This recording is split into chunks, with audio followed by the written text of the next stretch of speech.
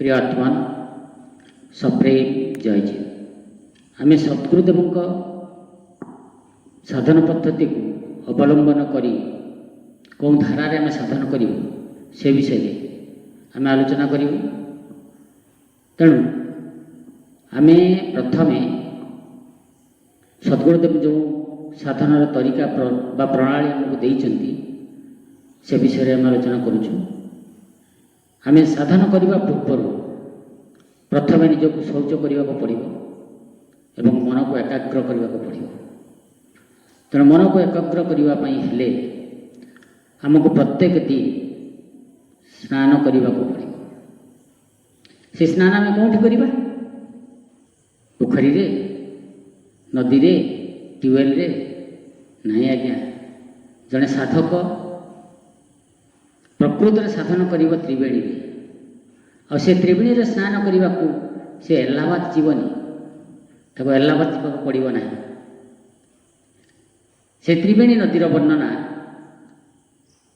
सद्गुरुदेव जो त्रिवेणी कथा कहले से कथा को मध्य आमर पूर्वर महामनीषी माने आलोचना करिसेंती।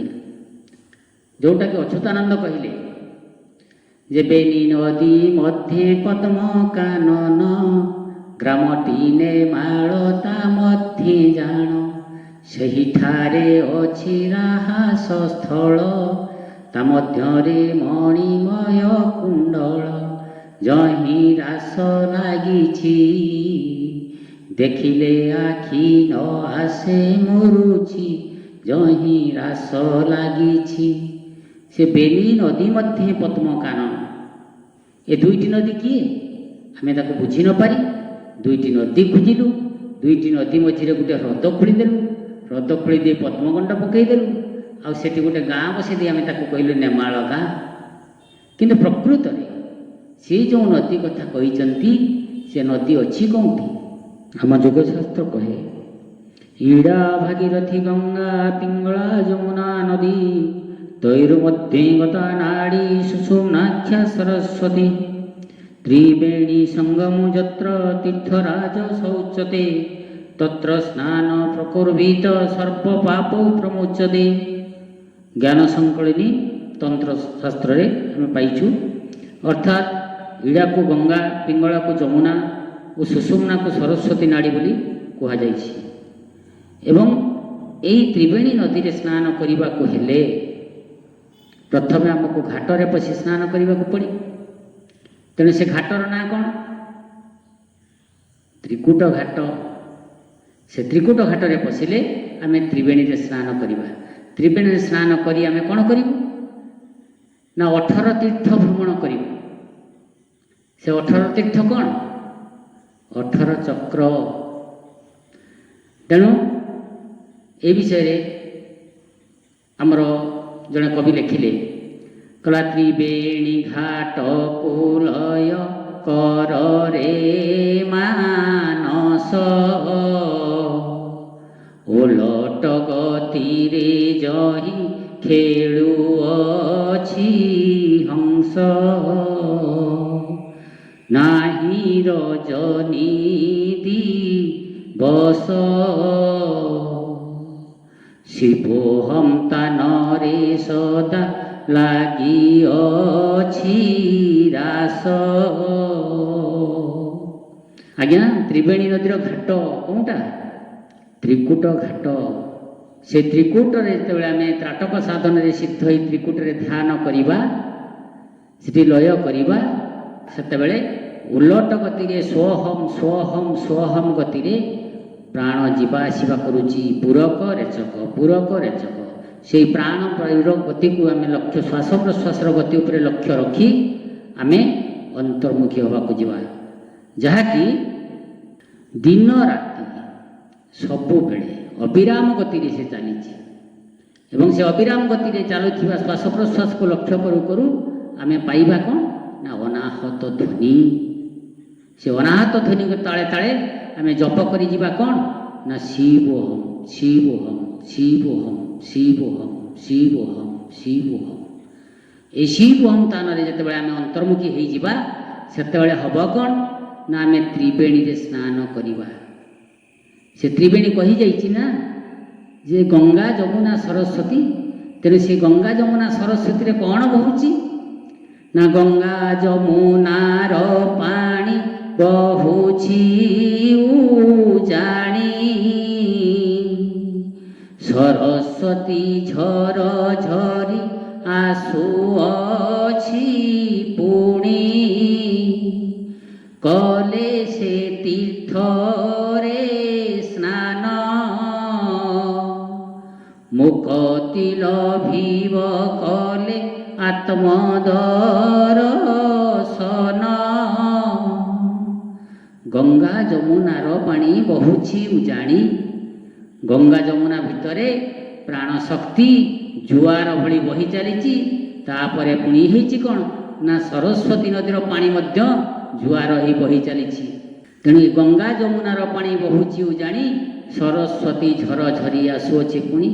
ଯେତେବେଳେ ଆମେ ଗଙ୍ଗା ଯମୁନା ସରସ୍ୱତୀ ତିନିଟି ନଦୀର ମିଳନ ସ୍ଥଳ ତ୍ରିବେଣୀରେ ଯେତେବେଳେ ସ୍ନାନ କରିବୁ, ସେତେବେଳେ ହେବ କ'ଣ ନା ଆମେ ଅନ୍ତର୍ମୁଖୀ ହେଇଯିବାର, ମନକୁ ସ୍ଥିର କରିବାର ରାସ୍ତା ଆମେ ପାଇଯିବୁ। ତାପରେ କ'ଣ କରିବୁ ନା ସଦ୍ଗୁରୁଦେବ ଏଇଠୁ ରାସ୍ତା ଆମକୁ ଦେଇଗଲେ। କେଉଁ ପ୍ରୋସେସରେ କେଉଁ ପ୍ରଣାଳୀରେ ଆମେ ସାଧନ କରିବୁ। ବସିବୁ ସିଦ୍ଧ ଆସନେ ଗୁରୁ ବାକ୍ୟ ସ୍ମରି, ପ୍ରଣବ ନାଦରେ ତିନି ପୁର ଜୀବ ଧରି, ଶୁଭ ଭାବନା ତୁ କର, ଚକ୍ର ତୀର୍ଥ ଦର୍ଶନେ ହୁଅ ଆଗୁସାର। ବସିବୁ ସ୍ଥିତ ଆସନେ ଗୁରୁ ବାକ୍ୟ ସ୍ମରି, ପ୍ରଣବ ନାଦରେ ତିନି ପୁର ଜୀବ ଧରି। ଏ ତିନି ପୁରକୁ ଗାୟତ୍ରୀ ମନ୍ତ୍ର, ବେଦର ଗାୟତ୍ରୀ ମନ୍ତ୍ରର ଯେଉଁ ପ୍ରଥମ ପଦ ରହିଲା କ'ଣ ନା ଓಂ ଭୂର୍ଭୁବସ୍ୱ ତତ୍ସବିତୁର୍ବରେଣ୍ୟମ୍। ତାହେଲେ ସେଇ ଭୂଲୋକ ଭୁବଲୋକ ସ୍ୱଲୋକ ତିନି ଲୋକ ପ୍ରକମ୍ପିତ ହେବ।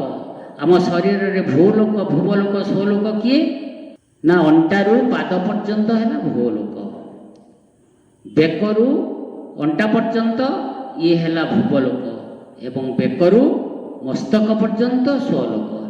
ଏ ତିନି ପୁର ପ୍ରକମ୍ପିତ ହେବ। ଏ ତିନି ପୁର ପ୍ରକମ୍ପିତ ହେଲା ପରେ ତମେ କ'ଣ କରିବ ନା ଶୁଭ ଭାବନା କରିବ। ଶୁଭ ଭାବନା, ଶୁଭ ସଙ୍ଗୀତ ନୁହଁ, ସୁଖ ସଙ୍ଗୀତ ଆବୃତ୍ତି କରିବା ନାହିଁ, ଶୁଭ ଭାବନା କରିବା। ନିରଞ୍ଜନ ଅହମ୍ ଜଗଦୀଶ୍ୱର ଅହମ୍ ସୁଶକ୍ତି ସାମର୍ଥ୍ୟ ଯୁତ ଅମୀଶ, ନିରାମୟୋହମ୍ ଅଜରାମରୋହମ୍ ସୁସୁନ୍ଦରୋହମ୍ ଧନିକ କୁବେର। ପ୍ରତ୍ୟେକ ଅହମ୍ ଉପରେ ଯେତେଟା ଶବ୍ଦରେ ଶେଷରେ ଅହମ୍ ଅଛି, ସେ ଅହମ୍ ଉପରେ ମୁଁ ହିଁ ସେହି, ଏହି ଭାବନା କରି ଅନ୍ତର୍ମୁଖୀ ହେଇଯିବା ପ୍ରତ୍ୟେକ ଅହମ୍ ଉପରେ। ତାପରେ ଆମେ କ'ଣ କରିବ ନା ଶୁଭ ଭାବନା ତୁ କର, ଚକ୍ରତୀର୍ଥ ଦର୍ଶନେ ହୋ ଆଗୁସାର। ଏ ଚକ୍ରତୀର୍ଥ କେଉଁଠି ଆଜ୍ଞା ନା ଆମର ସାଧନ ପ୍ରଣାଳୀରେ ଯେଉଁ ଚକ୍ର କଥା କୁହାଯାଇଛି, ସେ ଚକ୍ରରେ ଆମେ ଆସିବା କେଉଁଠୁ ନା ମନକୁ ସ୍ଥିର କରିସାରିଲା ପରେ ଚକ୍ର ଭେଦନ କରିବା। ଚକ୍ର ଚାଳନ ନୁହଁ, ଚକ୍ର ସାଧନ ନୁହଁ, ଚକ୍ର ଭେଦନ କରିବା।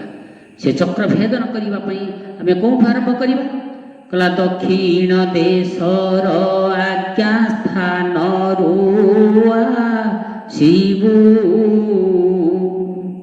ବିଶୁଦ୍ଧ ନାହତରୁ ମଣିପୁରେ ଯିବୁ, ସ୍ୱାଧିଷ୍ଠାନ ମୂଳାଧାର, ଅଷ୍ଟାଦଶ ଚକ୍ରେ ପଶି ଉତ୍ତରକୁ ଚଳ। ଦକ୍ଷିଣ ଦେଶର ଆଜ୍ଞା ସ୍ଥାନରୁ ଆସିବ। ଦକ୍ଷିଣ ଆଜ୍ଞା ପାଦ, ପାଦର ଆଜ୍ଞା ଚକ୍ରରୁ ଆରମ୍ଭ କରି ବିଶୁଦ୍ଧ ଚକ୍ର, ଅନାହତ ଚକ୍ର, ମଣିପୁର ଚକ୍ର, ସ୍ୱାଧିଷ୍ଠାନ ଚକ୍ର ଏବଂ ମୂଳାଧାର ଚକ୍ର, ପାଦରେ 6, ଶରୀରର ମୂଳାଧାର, ସ୍ୱାଧିଷ୍ଠାନ, ମଣିପୁର, ଅନାହତ, ବିଶୁଦ୍ଧ, ଆଜ୍ଞା ଏବଂ ହାତର ମୂଳାଧାର, ସ୍ୱାଧିଷ୍ଠାନ, ମଣିପୁର, ଅନାହତ, ବିଶୁଦ୍ଧ, ଆଜ୍ଞା। ଏ 18 ଚକ୍ରକୁ ଭେଦନ କରୁ କରୁ ଆମେ 18 ତୀର୍ଥ ଭ୍ରମଣ କରିଯିବା। 18 ଅଧ୍ୟାୟ ଗୀତା ତାହାରି ଭିତରେ ପାଠ କରିଯିବା। 18 ପର୍ବ ମହାଭାରତ ଆମେ ପାଠ କରିଯିବା। ଯେତେବେଳେ ଅହଂ ବ୍ରହ୍ମାସ୍ମି ଭାବନାକୁ ଆସିଯିବା, ବିଶ୍ୱର ସମସ୍ତ ଜ୍ଞାନ ଆମ ଭିତରେ ପରିପୂର୍ଣ୍ଣ ହେଇଯିବ। ସେତେବେଳେ ଆମ ଭିତରେ ଭାବନା ହେଇଥିବ ନିରଞ୍ଜନ ଅହଂ, ମୁଁ କଳଙ୍କ ବିହୀନ ଆତ୍ମା। ଯୋ ମୋର 5ଟି ଉପାଙ୍ଗ ତାକୁ ପାଳନ କରିପାରିବା। ଏବଂ ଯେତେବେଳେ ଆମେ ଚକ୍ର ଭେଦନକୁ କରି କରି 18 ତୀର୍ଥ ଭ୍ରମଣ କରିଯିବା, ସେତେବେଳେ ଆମେ କ'ଣ କରିବୁ ନା ହିମାଳୟ ପାଦ ଦେଶ ନାସିକ ତୀର୍ଥରେ ଧରିବୁ ହଂସକୁ ତୁହି ପବନ ସୂତ୍ରରେ ଧୀରେ ତ୍ରିକୁଟରେ ପଶି ଚିଦାନନ୍ଦ ସ୍ୱରୂପେ ନିର୍ଭয়ে ଥିବୁ ବସି। ବୋଲି ସଦ୍ଗୁରୁଦେବ ଶିବମୁନି ମହାରାଜ କି।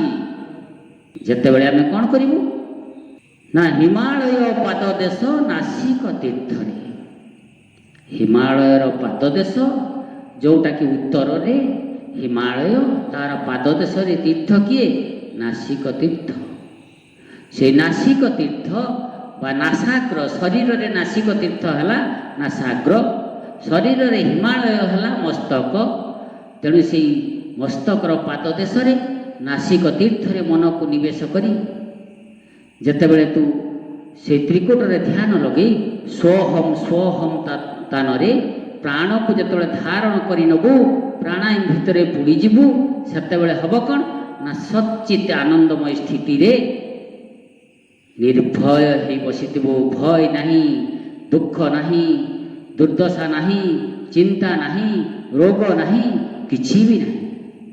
ତେଣୁ ଯଦି ଆମେ ସଦ୍ଗୁରୁଦେବଙ୍କ ଏଇ ଭାବନାରେ ଯଦି ଆମେ ପ୍ରକୃତରେ ସାଧନ କରି କରି ଚାଲିବୁ, ସେତେବେଳେ ସଦ୍ଗୁରୁଦେବଙ୍କ ବାଣୀକୁ ନେଇ ଆମେ ପ୍ରକୃତ ସାଧନର ଭିତର ସ୍ତରକୁ ଯାଇପାରିବା। ଏତିକିରେ ମୋର ବାଣୀକି ବିଶ୍ରାମ ଦେଉଛି। ସପ୍ରେମ ଜୟ ଜୟ।